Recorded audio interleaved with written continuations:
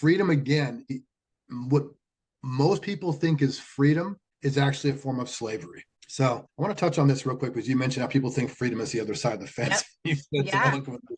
That's because you're not on the other side of the fence, because they're going to take themselves with them. So one of the popular things I've heard from some very popular teachers of the time, that I've heard freedom defined as doing what you want with whoever you want as many times as you want, something along these lines, right?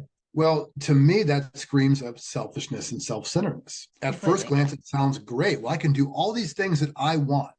I want this, I want that. But in an untrained vessel where you don't have your physical body, your mental clarity, your emotional state, and your purpose lined up, that idea of freedom is coming from that very limited bandwidth or worldview that we talked about before. It's developed in those first 7 years of your life at your core beliefs. So your core beliefs are always going to be somewhat built around the concept of lack and limitation. So if our freedom is defined that way, like I can do whatever I want, and a lot of people I know a lot of people that I've worked with who've experimented with like polyamorous relationships, and it never Yep. ends well.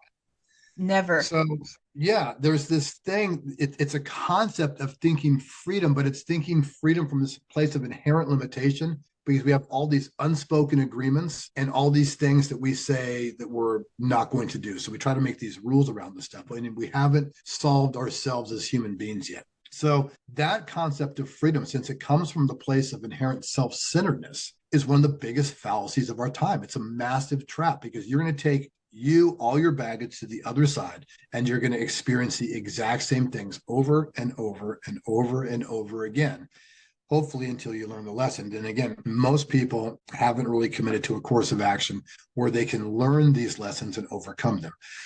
So how then would we obtain freedom? Freedom also comes from structure. That's the paradox. But the structure has to be a successfully working system that's time tested and proven. Right? Like, for example, a lot of kids from my generation, if they weren't shaping up, they were shipped out to like military school.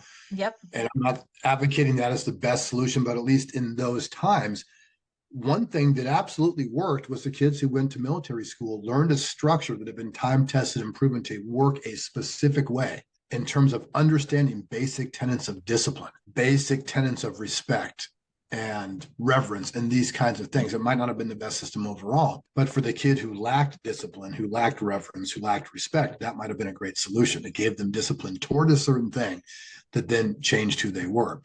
So an appropriate structure needs to be principally based, not personality based. And this is the whole thing with the freedom paradox, is when we talk about freedom in the sense of me, that's personality based 100%. So when I talk about freedom in that modern context, where a lot of teachers are teaching this thing about being able to do whatever you want whenever you want because you somehow have arrived in this place, they usually kind of sell through the idea of like it's the step past having financial independence, that freedom is the ultimate thing, but it's not. Fulfillment is. Because when you're truly fulfilled, you don't need any of those things. You already have it.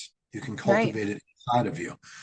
So there's this illusion of freedom based on self-centeredness,